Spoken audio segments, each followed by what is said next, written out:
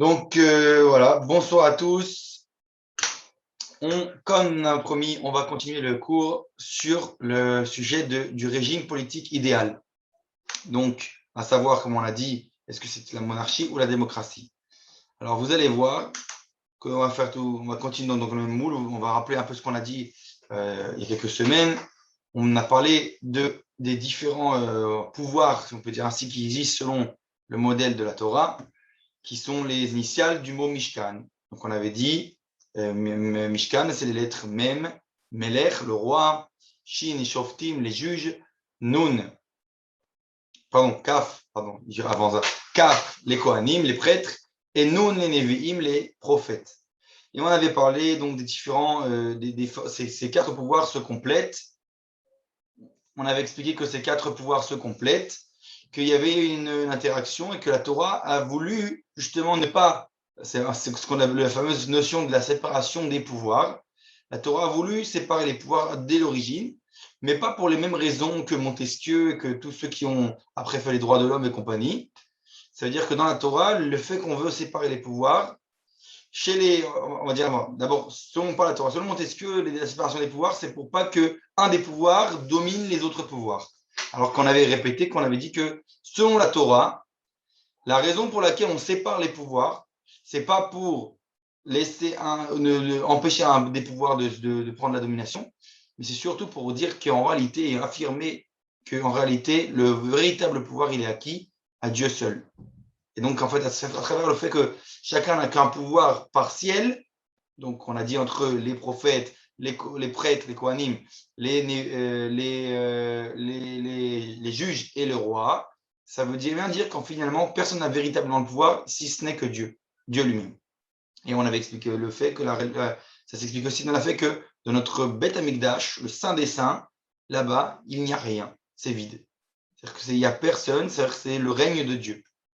Et donc oui, c'est ce qu'on appelle, on va dire, euh, la théocratie, on va dire au sens véritable du terme. Théocratie, c'est le pouvoir à Dieu. Donc, comme il y a chaque pouvoir qui a sa place, finalement, c'est Dieu qui règne. Donc, c'est ça un peu l'idée de la Torah. Mais, encore une fois, on n'avait pas exactement défini si finalement, ça donnait la possibilité de faire un État monarchique ou alors une démocratie. C'est exactement le cœur du sujet qu'on va traiter aujourd'hui et je pense même la semaine prochaine, Bezrat Hashem. Donc voilà, c'était pour introduire ce qu'on avait déjà appris le cours précédent. Et maintenant, on constate un point important. Finalement, ce fameux régime idéal dont on a parlé, avec ces quatre forceps, historiquement, il ne s'est jamais produit. Il n'y a jamais eu les quatre pouvoirs dont j'ai parlé maintenant qui ont finalement joué leur rôle de manière pleine et de manière saine, si on peut dire ainsi. C'est-à-dire qu'il y avait toujours des problèmes, des manques de proportion entre les différents pouvoirs, etc. Historiquement, il y a eu toujours un pouvoir qui dominait les autres. Et on n'a jamais eu cette harmonie entre les quatre fonctions. Et on va donner des exemples, on va montrer historiquement, on va faire un petit résumé historique. On commence avec Moshe, l'époque de Moïse, Moshe Rabbeinu. Lui, alors, il est multifonction. C'est Moshe qui est le roi, c'est Moshe qui est le prophète. C'est même lui au début qui est même le Kohen Gadol, avant qu'il ne donne on va dire la suite à Aaron. Au départ, c'est lui qui joue le rôle pendant l'immigration du Mishkan, c'est lui qui fait pendant 7 jours les Yemim Ilouim, etc., etc. Donc c'est lui qui joue même le rôle du prêtre. Et c'est aussi lui le juge. En fait, il est tout. Donc il est une seule personne qui tout est réuni en lui. Donc ça, c'est l'époque de Moshe. Et pourquoi? Parce qu'on est dans une époque où c'est le désert. On a dit on a 40 ans du désert. C'est ce qu'on appelle la période hors histoire. C'est une espèce d'une période où il y a une unité qui est que dans la théorie, mais qui finalement ne se concrétise pas dans la réalité ici-bas. Comme le désert, c'est un peu une espèce de bulle historique qui n'est liée à aucun temps, eh bien, tous les pouvoirs sont réunis dans la personne de Moshe, mais on va voir que justement, c'est pas ce qui était le but, on va dire, qui était voulu par la Torah à l'origine. Dès qu'on entre en terre d'Israël, à l'époque de Yehoshua bin Nun, Josué, et bien, tout d'un coup, il y a la séparation des pouvoirs. Dès qu'on rentre en Israël, c'est séparation des pouvoirs. Ça va commencer, comme on a dit, Yehoshua lui-même, c'est lui le roi, il prend la fonction du roi. Et Éléazar, donc le fils de Aaron, devient le Kohen Gadol, puisque Aaron et Moshe ne rentrent pas en terre d'Israël. Et ensuite, on a Othniel Ben Kenaz, qui est un juge, le juge, et donc qui va être à la tête du Sanhedrin, et Pinchas, donc le petit-fils de Aaron, qui va lui être le prophète. Et donc, dès qu'on rentre, dit séparation des pouvoirs. Mais comme on a dit, ça va pas, il va y avoir un manque d'harmonie, etc. Et donc, tout le long de l'histoire, il va y avoir des pouvoirs dominants sur les autres, et il n'y aura jamais l'harmonie. On va voir tout ça simplement. Par exemple, à la période des Shoftim, ils ont des juges, tout le départ du Tanar qui raconte les juges, les Shoftim, justement, nous explique qu'on voit que c'était qui la force dominante à l'époque. C'était justement les juges, les Shoftim, et pas les autres. Il n'y a pas de roi, il n'y a pas. Les prophètes sont. Pardon, pas les prophètes, oui, aussi les prophètes, mais même les prêtres ont une fonction banale, etc. etc. Il n'y a pas vraiment véritablement l'accent sur eux. Jusqu'à l'époque de Shmuel, Hanavi, Samuel, le prophète. Et là, on va voir tout d'un coup. Pardon, jusqu'à Shmuel, on a dit que c'est le pouvoir des Shoftim qui est dominant. Et ensuite, on va voir avec donc après Shmuel, il va commencer à oindre les premiers rois, le roi Shaoul, Saül, le roi David et ensuite le roi Shlomo. Enfin, c'est pas Shmuel qui va oindre Shlomo, mais il va être roi aussi. Et donc, avec donc, le départ du règne du roi Shaoul, tout d'un coup, il y a un changement. La domination ne va plus passer chez les juges, elle va passer tout d'un coup chez les rois. C'est une période où c'est le pouvoir du roi qui va être dominant. Voilà. Et ensuite, il va y avoir une autre période. On va commencer, donc après la destruction du temple, etc., l'exil de Babel, de Babylonie. L'exil de Babel. Et donc, il va être, lui, on va le partager en deux parties, historiquement. La première, c'est l'exil concrètement de Babel. La deuxième, c'est l'exil de Perse. Alors, pendant toute cette période-là, donc dans la première partie de la babylonienne, le pouvoir qui va dominer, c'est celui des prophètes. Donc, notamment Yirmiyahu, Yecheskel, Daniel et Baruch ben Yeria. Les prophètes, tout d'un coup, deviennent le pouvoir dominant. Tout d'un coup, c'est eux qui vont diriger le peuple. Et on a ensuite, à la fin de toutes ces périodes-là, donc exil Babel, Perse, etc., on arrive à la quatrième période, qui est celle du deuxième temple, en fait. Et là, le pouvoir dominant, tout d'un coup, ça ne va plus être ni le roi, ni les prophètes, et ni les juges. Et le pouvoir dominant va être les Kohanim, les prêtres. Et alors là, le Rav nous donne plusieurs exemples. Le premier, les enfants de Tzadok, la maison d'Ezra, Yehuda ben Yotzedek, jusqu'à la maison de Chonia. Tout ça, c'était les familles de Kohanim. C'était donc tous ceux qui sont mentionnés à l'époque, c'est les Kohanim qui gèrent. Et bien sûr, on sait tous la fameuse famille célèbre, encore plus célèbre chez les Kohanim, qui ont dirigé et pris le pouvoir même de la royauté, qui sont les Hashmonaïm. Donc les Asmonéens, je crois dire en français, les Maccabim, donc l'histoire de Hanouka. Ce sont des Kohen qui ne sont pas des rois, qui ont fait la guerre, qui ont pris le pouvoir et qui sont même restés, ils ont régné sur le peuple pendant une période, alors que ce n'était pas leur rôle. Je passe même qu'il y a même une divergence d'opinion entre le Ramban et Ramban, si c'était bien qu'ils aient fait ça ou pas, peu importe, c'est notre histoire. En tout cas, le fait est que le pouvoir dominant était les Kohanim. Donc on voit qu'historiquement, de période en période, il y a toujours un pouvoir dominant, une période où c'est l'un ou l'autre. Il n'y a jamais l'harmonie, donc le régime idéal voulu par la Torah, a priori, à première vue. Et tout ça, ça va durer donc jusqu'à la destruction du deuxième temple. Et la destruction du deuxième temple, comme on sait tous, c'est le début d'un long exil. Et pendant ce long exil, on avait déjà dit cette idée-là, mais on va la continuer. Pendant ce long exil, tout d'un coup, toutes ces fonctions dont on a parlé, qui sont le roi, le prophète, les prêtres, les Kohanim et les juges, vont exister en exil pendant 2000 ans d'une toute petite manière, si on peut dire ainsi, c'est-à-dire de manière vraiment réduite.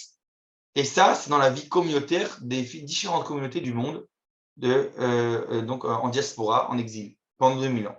Et on va expliquer un peu, on va donner le parallélisme entre chacun. Le premier, c'est le Bet Din. Donc le Bet Din, c'est ce qui en fait va remplacer le Sanhedrin. le Sanhedrin, quand on avait donc toutes les fonctions comme il faut se doit dans le temple, etc., il y a le grand Sanhedrin qui siège à la Lishkat Agazit, au mont du temple, etc., etc. Et donc ça, c'est quand tout est metoukan, quand tout est comme il faut. Quand on est en exil, la seule chose qui nous reste, un espèce de, on va dire, les restes du Sanhedrin en exil, c'est le Beddin, le tribunal rabbinique, qui lui donc se tient à la tête tout le temps un Rav, un Dayan, etc., de chaque communauté. Et tout d'un coup, il a très peu d'autorité comparé au Sanhedrin. Sanhedrin, on avait vu qu'il y avait beaucoup de fonctions du Sanhedrin, d'autorité, le pouvoir de mettre à mort, etc. Ce qui est très peu le cas, et presque pas du tout, même des rabbins de communauté, etc. Et donc, ça devient très restreint. C'est les restes du Sanhedrin. Ça, c'est la première fonction. La deuxième fonction, la Keuna, donc la prêtrise, donc les Kohen. Qu'est-ce qui nous reste des Kohen en exil pendant 2000 ans? On va dire au niveau clair. Alors on aurait pu dire, ouais, les Kohen à la synagogue. Non. Les Kohen à la synagogue, c'est vraiment. D'ailleurs, même d'après la Lacha, ils sont Safek Kohanim, doute si c'est en Kohanim, etc. Peu importe. En tout cas, là où s'exprime véritablement on va dire, le côté clérical qu'il y a dans le rôle du Kohen, c'est dans la fonction du Chazan de la synagogue. Le Chazan, l'officiant, celui qui va gérer l'office, donc la prière, la tfila, c'est là où s'exprime le rôle de manière, donc on va dire encore une fois les restes, les résidus du rôle de Kohanim qui existait à l'époque du temple.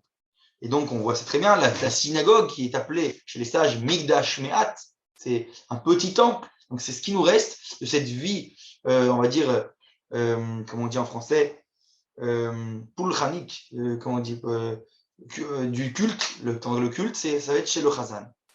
Et ça, c'est tout un reste de ce qui était le rôle des Kohanim à l'époque du temple. La troisième fonction, maintenant, eh ben, c'est la prophétie. Qu'est-ce qui nous reste de la prophétie en exil? Alors, comme on l'a dit, on sait tous très bien que la prophétie a cessé d'exister après la destruction des temples, etc. L'histoire, donc l'exil. Alors, c'est qui dans la communauté juive le rôle dans la vie de diaspora qui répond un peu aux critères de la fonction de prophète, de ce qu'il en reste?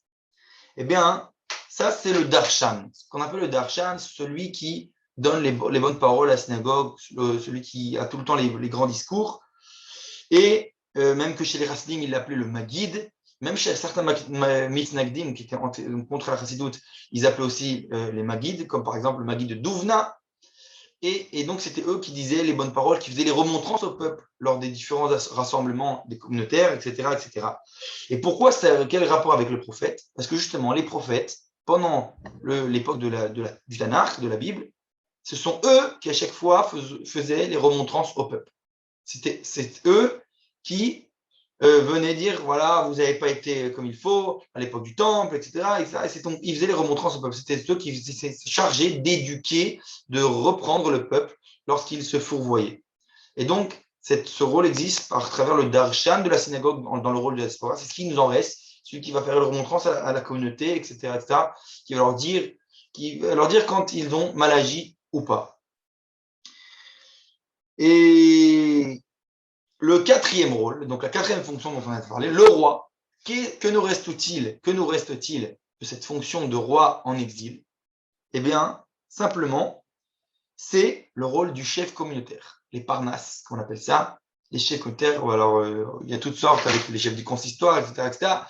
Les chefs communautaires, différents chefs communautaires dans différentes communautés, jouent quelque part le rôle du roi. Certains charismes, ceux qui devaient prendre les décisions pour la communauté, etc., etc.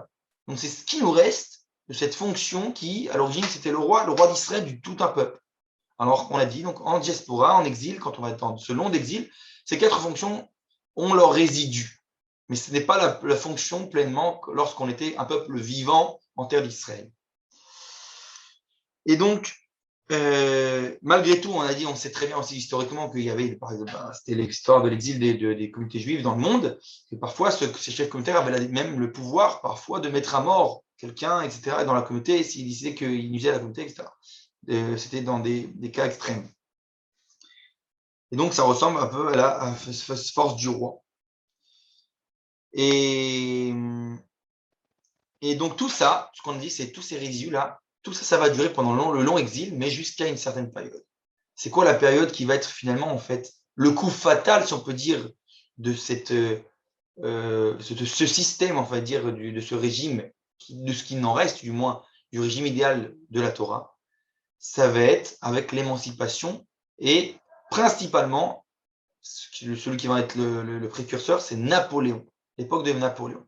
Qu'est-ce qui se passe à l'époque de Napoléon? Alors, mais les Juifs eux-mêmes ont appris ce que Napoléon a voulu instaurer à bras ouverts. Pourquoi? Ils voulaient des droits, ils voulaient être reconnus comme citoyens français, etc., etc., et avoir les droits comme les autres.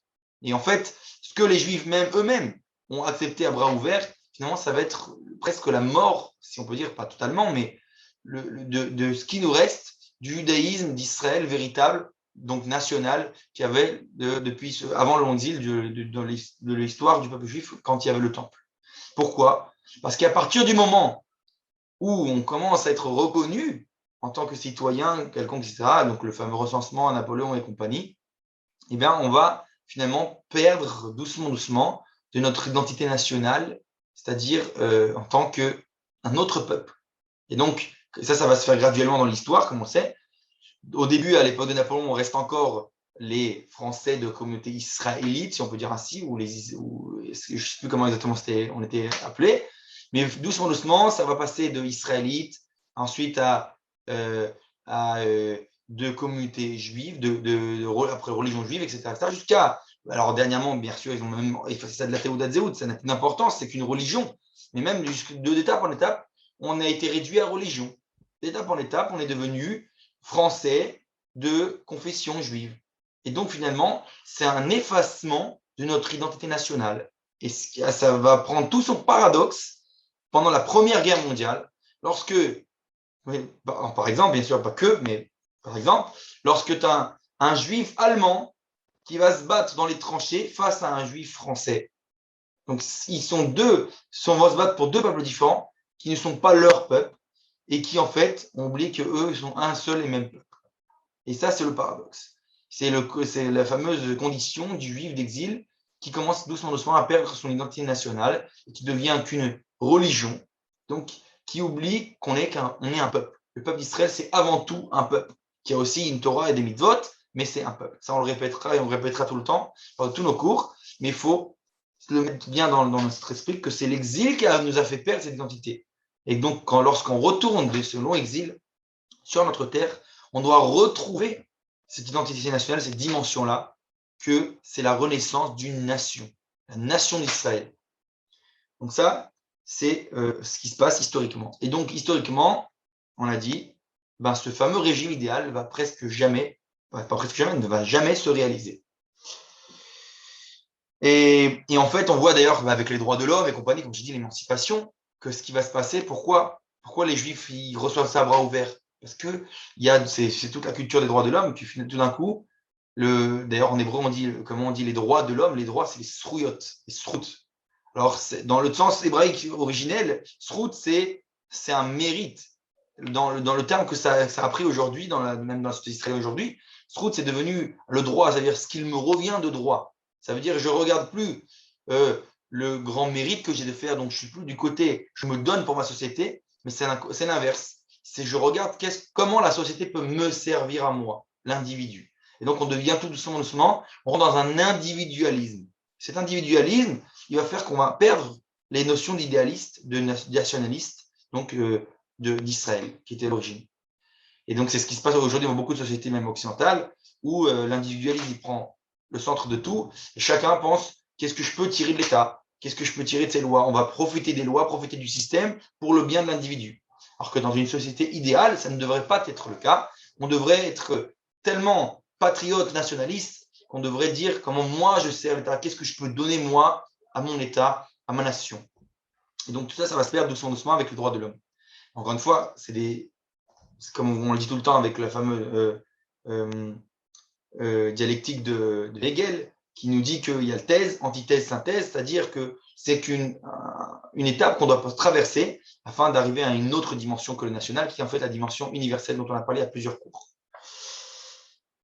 Mais en tout cas, cette situation-là, on a dit qui commence à se dégrader d'année en année, juste avec tout l'exil, va commencer à changer. À quel moment? Justement, quand on commence à renaître en tant que nation.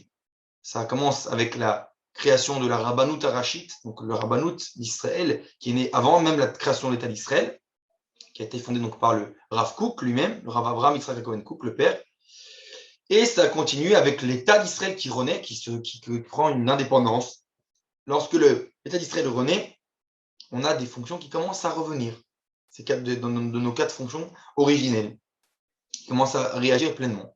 Alors la Rabbanout, comme le Rav Kook il a instauré cette Rabbanout, qui est d'ailleurs aujourd'hui remise en question, mais il faut savoir que la Rabbanout a été mise en place dans le but, au départ, le Rav Kook voulait renouveler le Sanhedrin, donc l'autorité des juges. Mais comme c'était impossible du côté de beaucoup qui s'opposaient à ça, c'est un peu compliqué d'après la halakha de renouveler le Sanhedrin, alors il a dit on va se contenter pour l'instant de la Rabbanout, mais c'est-à-dire c'est en préparation pour le Sanhedrin. C'est-à-dire que la Rabbanout était censée donner au rabbin, la fonction, une certaine autorité dans l'État d'Israël, pour pouvoir, dans le futur État, parce que l'État n'existait pas encore, pour que il y ait cette fonction-là d'échoftim, de Sanhedrin. Et ça a plus ou moins marché, puisque comme on sait, dans la loi d'Israël, pour l'instant, ça n'a pas encore changé, on espère que ça ne changera pas, mais ce qui n'est pas le cas dans d'autres États, par exemple en France ou ailleurs, la Rabbanout, c'est encore elle qui décide pour les conversions, c'est encore elle qui décide pour un mariage ou pour un divorce. C'est-à-dire qu'il n'y a pas, pour l'instant, on espère que ça va durer, cette notion de mariage civil en Israël. C'est-à-dire qu'on ne peut pas se marier civilement en Israël, on est obligé de passer par la Rabbanout. Si tu veux savoir si tu veux être marié, reconnu en tant que marié dans l'État d'Israël, tu es obligé de passer par la Rabbanout. Donc cette fonction existe à un certain degré. Et pareillement, eh bien, on a aussi on a dit donc la résolution de l'État, le gouvernement. Le gouvernement, c'est une certaine forme de souveraineté, donc de royauté. On a dit, on va en parler après, si le roi, ça doit être forcément un roi monarchique, ou ça peut être aussi un État démocratique, ça va être justement le cœur du sujet. Mais là, pour l'instant, en tout cas, c'est une souveraineté, une indépendance. Et cette souveraineté renaît, à un moment où on devient indépendant. On devient de moins en moins déjà dépendant des autres nations, ça c'est clair. Mais même, ça veut dire est-ce que c'est ça, en fait, cette idée de l'État hébreu idéal qu'on voulait fonder dans la Torah? Est-ce que c'est cet État, à quoi ça ressemble et qu'est-ce qui nous manque? Alors, on a dit doucement, cette souveraineté revient. Les juges, à un certain degré, le Rabbanout, etc. Et il nous manque bien sûr les Kohanim, les prêtres, et bien sûr les prophètes. Les rattachés que la prophétie se renouvelle. Pour ce qui est de Kohanim, on a aujourd'hui un autre institut qui s'appelle le Machon Mikdash, qui lui a déjà réinstauré tous les ustensiles du Beth Amikdash, prêt pour le 3e temple, etc. Il s'occupe de tout le culte du Beth Amikdash. Donc ça, c'est pour ce qui est de ce qui nous reste pour l'instant des Kohanim. On espère que la Keuna, la prêtrise, reviendra de manière pleine.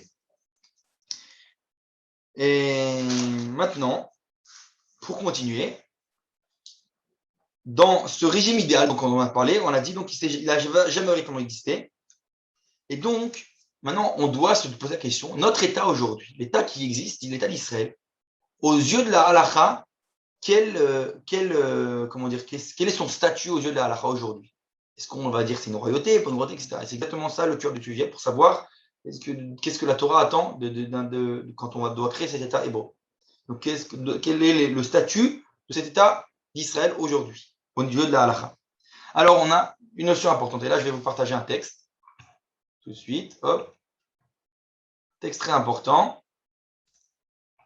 Tout le monde voit le texte, j'espère. Voilà. Alors, ce texte, c'est, en haut, vous voyez, les 3 lignes du haut et ensuite 3 lignes du bas. Je vais sauter les lignes du milieu parce que c'est le prix du livre. En tout cas, les 3 lignes du haut commencent le Rosh. Le Rosh, qui c'est Rabbeinu Asher, un des grands décisionnaires des Rishonim, donc Rabbeinu Asher, qui va prendre une notion qui existait dans le Talmud, dans certaines dimensions, mais lui, il va la développer, on va dire, si on peut dire, l'extrapoler dans un domaine beaucoup plus large. Le Rosh, c'est un grand chidouche qui nous ramène ici. Regardez le texte, je traduis. Il dit Da ki al esek shel rabim amra Torah achare rabim leatot. Alors il dit, sache que pour ceux qui s'attardent sur les choses qui passent, les questions qui parlent du collectif, donc des rabbim, de la majorité, Amra, la Torah, elle a dit la Torah, Achare Rabim, Leatot. On doit toujours aller selon la majorité. Ve'al kol inyan, she'aka'al maskimim, olchim achar arov, ve'yechidim tzrichim lekayem kol ma she'askimu alehem arabim.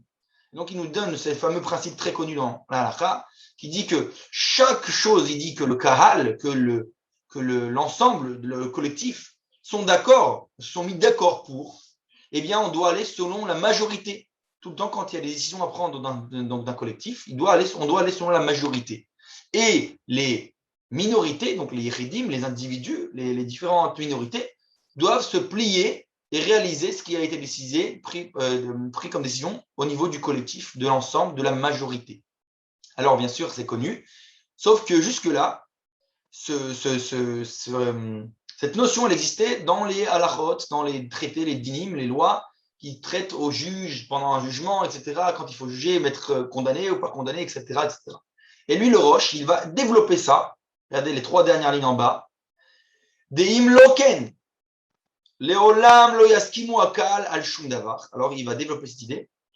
Alors, il va essayer aussi expliquer pourquoi, d'où ça vient cette autorité qu'on a donnée à un collectif. Il explique, si ce n'est pas le cas, si tu ne donnes pas une autorité de majorité donc dans un collectif, tu vas rentrer dans un problème. Il dit pourquoi? Parce qu'on n'arrivera jamais à se mettre d'accord sur rien. Si toujours il y aura des minorités qui pourront avoir une telle autorité qui peuvent surpasser la majorité, alors on n'arrivera jamais à se mettre d'accord sur rien et il y aura toujours une espèce de rapport de force non proportionnel qui causera des problèmes. Et c'est pour ça qu'il dit la Torah. C'est pour ça que la Torah vient et nous dit tout le temps tu dois aller selon la majorité. D'accord? Voilà, alors j'arrête le partage pour l'instant. Donc, c'est quoi cette notion? Lui, le Roche, il va développer cette notion, pas seulement dans un tribunal, quand on voit ce qu'on doit condamner ou pas une personne, qu'on va sur la majorité, mais il dit toute décision collective, communautaire. Ça veut dire que le Roche, il vient dire, dans une communauté, quand on veut prendre une décision, on doit aller selon la majorité. C'est une grande décision. Donc, c'est ça ce qu'on appelle la force d'un collectif. Et donc, c'est quoi cette autorité? D'où elle vient? D'où elle est l'origine que la Torah elle donne à un collectif une telle autorité qu'elle peut trancher. Elle peut aller selon. Donc, la majorité a dit Aleph, alors on va aller tous Aleph.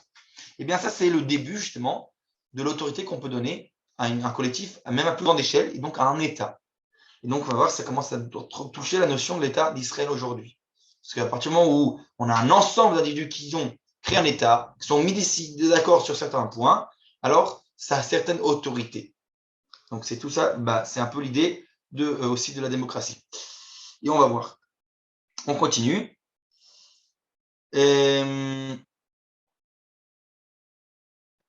Alors, un instant. On veut donc savoir d'où est l'origine donc, de cette autorité. Alors, je continue. La suite, en fait, c'est quoi? C'est que, un instant, je regarde la suite du texte. Hop.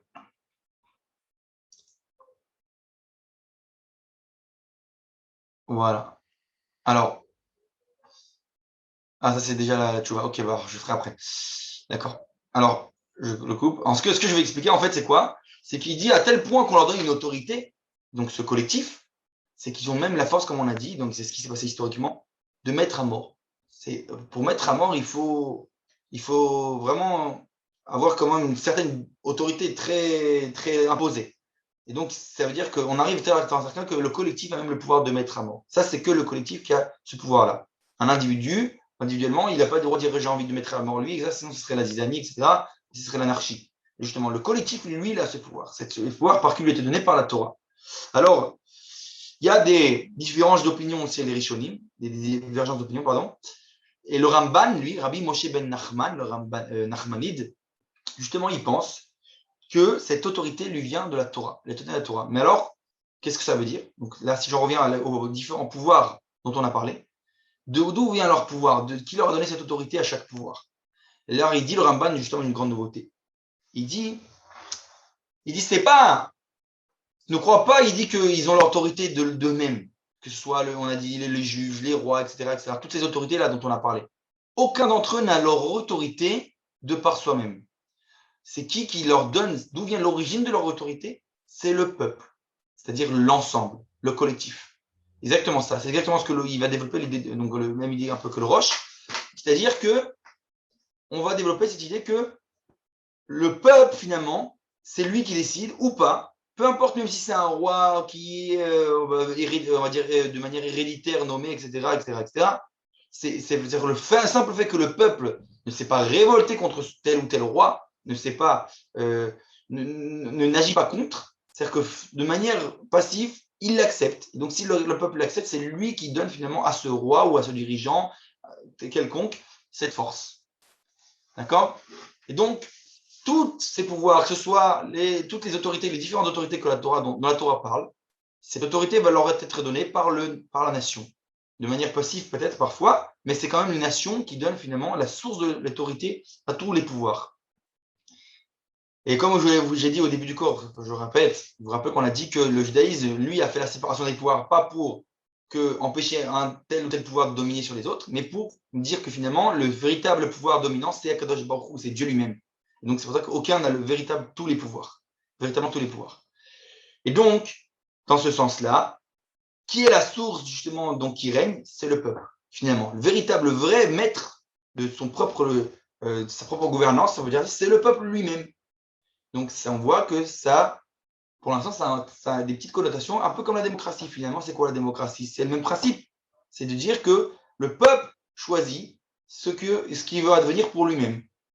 Et donc, ça peut marcher en niveau monarchie. On se nomme un roi que le peuple lui-même a accepté son autorité. C'était le cas, par exemple, pour Shaoul, on a parlé tout à l'heure, Saül, le roi Shaoul, ou pour David, etc., etc. Ça veut dire qu'on ne nommait pas un roi parce que comme ça, parce qu'on a envie. C'est le peuple était d'accord à accepter cette nomination. Parce que si le peuple n'accepte pas, il y aurait eu un problème. Et donc, on voit donc encore cette notion-là qu'il y a un certain parallélisme entre justement le gouvernement d'Hachem, d'Akadosh Baruch Hu, et le peuple. C'est-à-dire où c'est que Dieu va se dévoiler son gouvernement? À travers le peuple d'Israël. C'est ça la fameuse phrase de la Kabbalah, des kabbalistes. On dit toujours Kucha Berchu Veshrinta Chadu. Ça veut dire c'est Knesset Israël et Kucha Berchu, c'est un, ils ne font qu'un. C'est où c'est que tu peux voir le règne divin sur terre? À travers la nation d'Israël. Cette nation-là, là va se dévoiler on peut dire le gouvernement de Dieu sur terre. Donc, comme on dit tout le temps, nous, le peuple d'Israël, nous sommes les ambassadeurs de Dieu sur terre. D'accord. Donc, et là, je touche un point encore qui est, on va dire, une branche de ce sujet, mais qui est important. C'est justement la fameuse question qui nous touche à tous aujourd'hui. Alors, mais quelque part, payer ses impôts à un État. Alors, de quel droit l'État a le droit de m'imposer à moi des impôts? Je peux dire, ouais, moi, j'ai pas envie, la Torah m'a jamais parlé de ça, etc., etc. On peut dire tout ça. Je peux, comment dire, pas déclarer, etc., etc. Faire des choses de manière sous on va dire les coulisses de l'État. Donc, de quel droit l'État peut m'imposer à moi de payer un impôt? Ça paraît quelque part du vol. On va dire, ouais, les pourcentages qu'ils prennent, etc., etc., etc. Alors, au niveau déjà moral, savoir que, justement, que je fais partie de ces nations, et que cette nation donne, donc pour le collectif, etc., elle doit donner des différents budgets, etc., etc. Donc, je me dois, moi, de participer en tant que citoyen. Et donc, ça, c'est ce din que là, dans la Ra, il va prendre le terme de Dina de Malchuta Dina. C'est ça que ça a été tranché dans la Ra. Il y a ce principe qui veut dire Dina de Malchuta Dina, ça veut dire que les règles, si on peut dire, de la royauté, du souverain, sont le din, ça veut dire qu'il m'incombe à moi aussi, et je ne peux pas me dire, voilà, moi je suis exempté. Je n'ai pas le droit de m'exempter moi-même des lois de tel ou tel État. Donc cette loi-là, elle ne faut pas si même dans les nations, quand les Juifs sont dans les différents pays ailleurs, et à plus forte raison l'Israël. Et donc, on est obligé de suivre le code de la route, on est obligé de suivre les impôts, etc. Toutes les différentes lois, on est obligé de se plier aux lois. Alors, il y a bien sûr certaines réductions à cette règle, lorsque c'est contre la Torah, etc. Ça, c'est une histoire. Mais en tout cas, de manière générale, l'État a autorité sur nous. Dina de Malchuta Dina. Alors, pour expliciter cette idée, je vais ramener un texte cette fois du Rav Ovadia Yosef dans son shoot Yechavedaat. Alors, je vais partager tout de suite le texte. Rav Ovadia Yosef, il parle justement de cette notion de Dina de Malchuta Dina. Et comme c'est un des acronymes, il a rapporté beaucoup de rishonim, beaucoup d'autres opinions. Eh bien, alors, Voilà, regardez les paroles du Rav Yosef. Regardez bien. Il dit en haut. נראה שגם במדינה שאין לה שלטון על פי מלך, אלא על פי ממשלה הנבחרת על ידי תושבי המדינה, שייך בהם הכלל דינא דמלכותא דינא, בכל מה שנוגע לתשלומי מיסים וארנוניות ומכס וכדומה. Qu'est-ce qu'il nous dit la loi Rav Yosef? Il nous dit qu'il semblerait, même dans un État qui n'est pas souverain par un roi, mais qui a un État, un gouvernement qui a été élu, donc une démocratie, par donc des citoyens de différents États, il y a quand même cette notion, le fameux klal de Dina de Malchuta Dina, c'est-à-dire qu'ils ont autorité sur nous. Et tout ce qui est, il dit par exemple, dans tout ce qui touche aux impôts, l'arnona, ce qu'on appelle Massach Nassa, etc., etc. Donc l'impôt sur le revenu, etc., etc. Et donc tout cela, on est obligé de se plier, puisque c'est ça cette fameuse autorité du Dina de Malchuta Dina. Et il continue le Rav Ovadia. וראיה לכך מקושיית הגמרא על המשנה בנדרים, נודרים לחרמים ולמוכסים, ולראיה אמר שמואל דינא דמלכותא דינא, ולא עמדוה בממשלה שאין שם מלך, כמו שאמרו התוספות בעבודה זרה, שברומי נשבעו שלא יהיה להם מלך אלא ממשלה של 300 יועצים. Et donc il amène une preuve le Rav Yosef de la Gemara dans la Masechet Nedarim, dans le traité de Nedarim. Et il dit que même quand Shmuel là-bas, il parle de ce terme de Dina de Malchuta Dina, pardon, et ben il dit, il n'a pas parlé là-bas d'un gouvernement qui a eu roi, etc., etc. Pas comme le Tosfot justement a voulu expliquer dans le traité de Avodah Zarah, que les Romains, eux, ils ont fait le serment qu'ils auraient donc il n'y aurait pas de roi, mais qu'ils auraient un gouvernement de 300 conseillers, donc une assemblée. Donc il voit bien que ça aussi c'était considéré d'après les Tanaïm, les Amoraïm, comme un Dina de Malchuta Dina, un gouvernement qui a autorité sur nous, même si c'est des Romains, même si c'est etc., etc. Les différents gouvernements ont autorité sur nous. Il existe cette règle de Dina de Malchuta Dina. Je dois me plier aux impôts, etc., etc. Donc le Rav Yosef il continue. Et donc il dit même le Sénat romain, il a cette force il a le din malchut, ce qu'on appelle la notion de souveraineté. Et il continue, le Rav Yosef, il nous amène en bas les 3 dernières lignes, regardez bien, il amène donc le shoot du Rashba, un des grands Rishonim en Espagne. וכן כתב בשו"ת הרשב"א, שכל שלטון של ישראל המושל במקומו, דינו דין.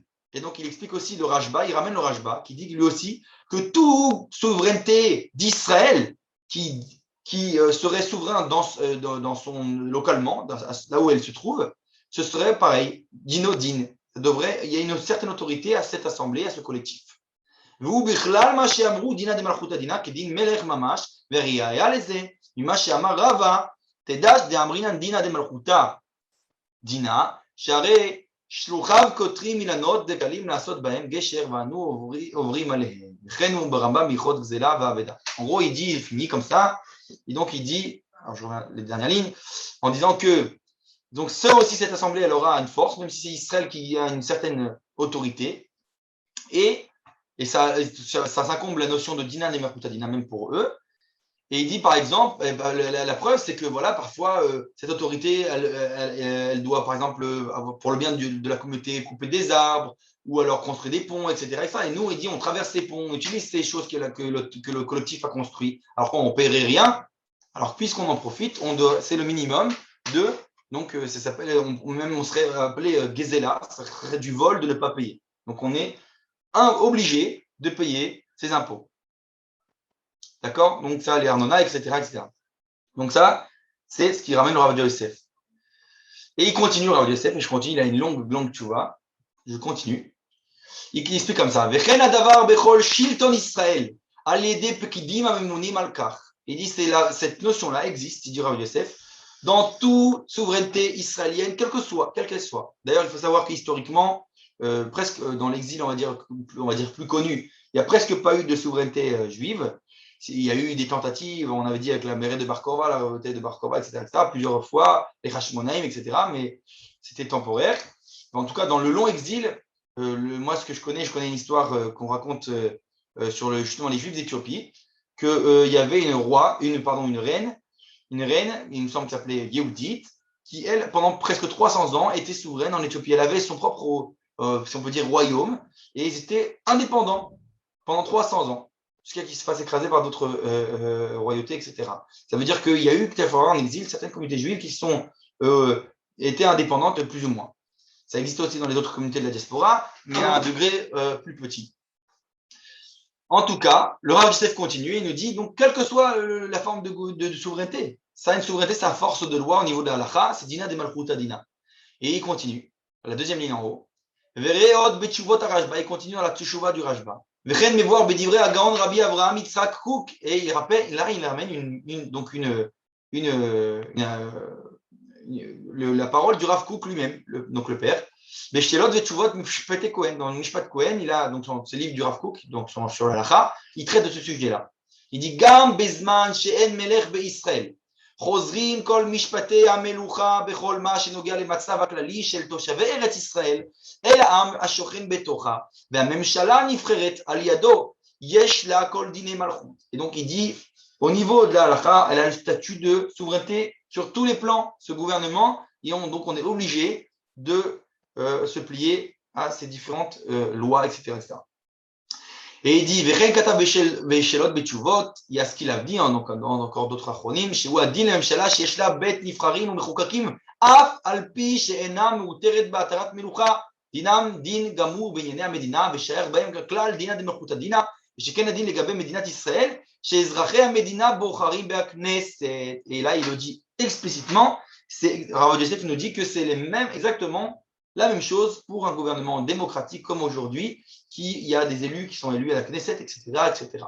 Toutes les lois sont votées à la Knesset. Ça veut dire que comme c'est le peuple qui vote ces lois, finalement c'est le peuple qui donne cette autorité, et comme toutes les autorités proviennent à l'origine du peuple, donc c'est la force de loi au niveau même de la halakha. Omnat, il dit אומנם בישות פאת צדיך כתב שלגבי הכנסת שנבחרים בה כמה מבחצי אמנו יש בהם כמה שצוני דעת ולא שך בחוקים שלהם דינה דמלכותא דינא ושוב חזר לומר שיהיה אפשר לעמוד בזה אם לא נדון בקצת דברים שייך בהם דינה דמלכותא דינא אולם אין דבריו נכונים להלכה שהרי אפילו במלך רשע או בעבודת זרה שייך הכלל דינה דמלכותא דינא comme on voit בתוספות ובזוהר הקדוש לעין שם. Alors là il dit un point important, il ramène le Rav Yosef comme c'est tout le temps ce qu'il fait, il ramène même l'opinion de ceux qui pensent autrement. Et là, il dit, c'est vrai qu'il y a aussi le Shut Peat Sadera qui lui a dit que si à la Knesset, on a des gens qui enlèvent tout le joug de la Torah, qui sont contre la Torah, alors on pourrait parler à plus forte raison aujourd'hui, a priori, alors ils détestent la Torah, la religion, etc.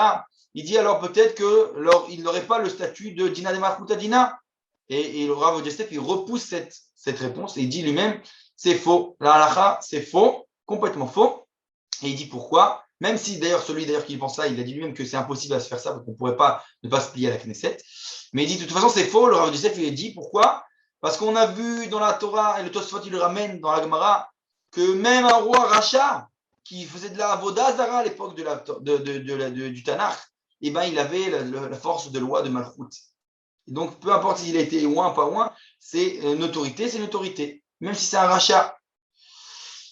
Et il dit, il a bien des preuves dans le Tosfot et dans le Zohar. Et il dit, Aïkar, que moi, Shikata, Beshelot, Vetshuvot, il y a ce qu'il a dit, chez Gam, les Gabé, Medinat Israël. Donc, il parle de l'État d'Israël aujourd'hui, Shaya, Haklal, Dina, Dimarkuta, Dina. Donc, Dina, qui fait Katvu, puisqu'il battait à Din, Rabbanim, Chelek Rishon, Velachen, Nira, Alacha, Shebechol, Ma, Shenoga, les Missim, Varbononiot, ou Mechet, Shekayem, et Achok, chez la Medina, chez Zebichlal, Ma, Shamou, Chazal, Dina, Dimarkuta, Dina. Donc, le Rav Yosef nous a expliqué de manière très explicite la notion de Dina, Dimarkuta, Dina. Alors, comme j'ai tout expliqué, donc j'ai dit, c'est comme ça que pense le Rav Kook, le Rashba, le Méri et bon, bien d'autres.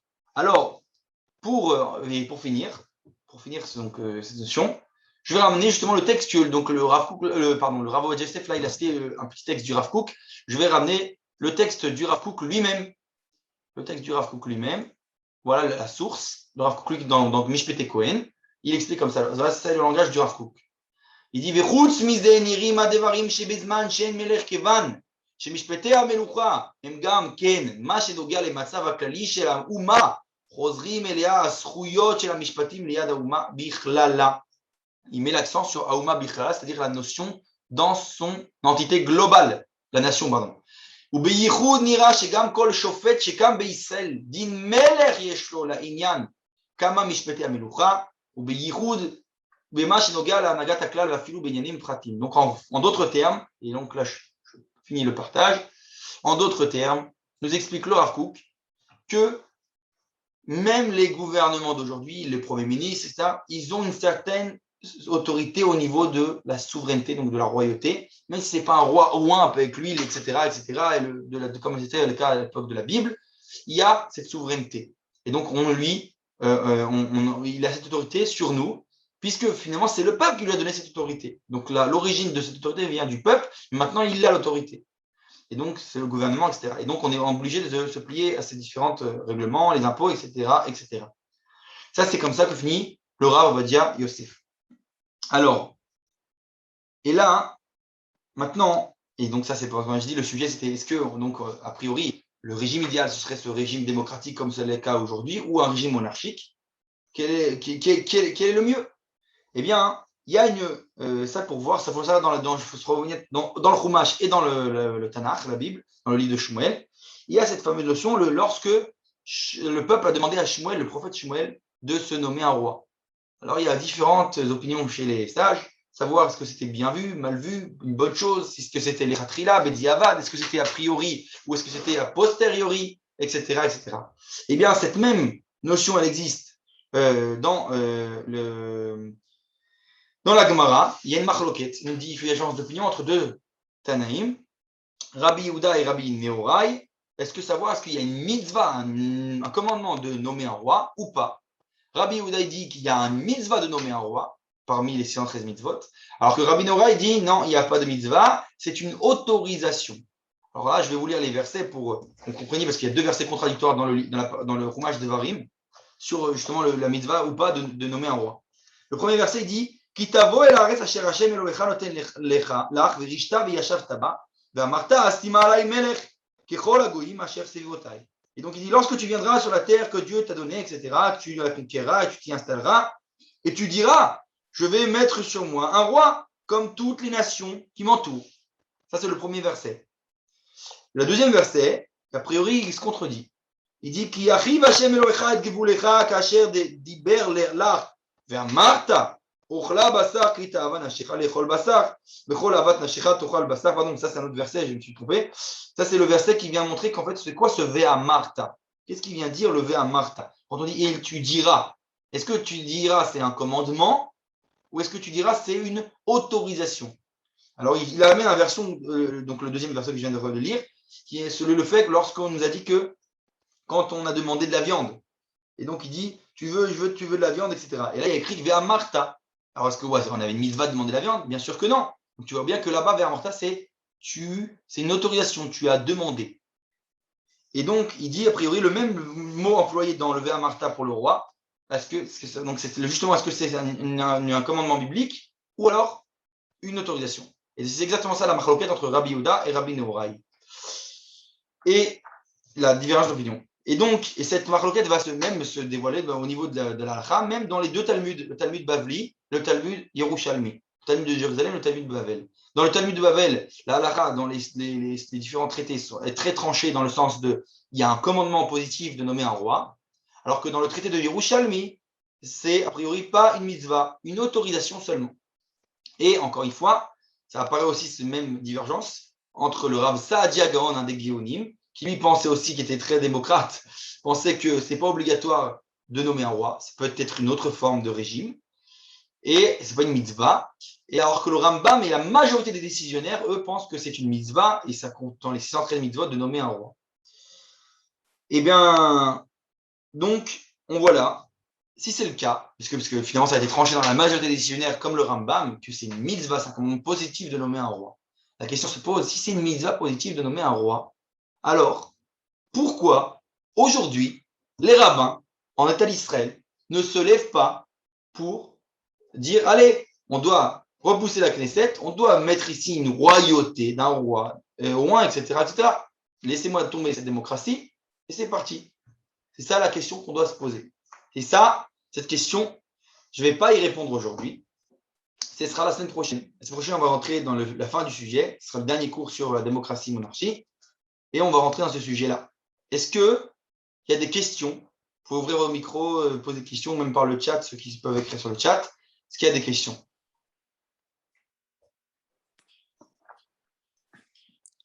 Non? Pas de questions? Personne? Non, pas de questions. Ok. Alors, moi, j'ai terminé. Et donc, je dis la semaine prochaine, donc, on va rentrer dans ce cœur de sujet, justement, à savoir est-ce que le régime idéal, finalement, ce qu'on attend le Mashiach, c'est forcément doit être par une royauté, une monarchie, ou ça doit être ça peut aussi se passer par une démocratie. C'est la question qu'on va se poser. Et je vois que tu es marqué très, très intéressant. Merci. Alors, merci à vous. Et voilà, j'espère qu'on se retrouve la semaine prochaine très, très nombreux. Amenez des amis au maximum. Et à bientôt à tous. À la semaine prochaine. À bientôt, Kol hakavod.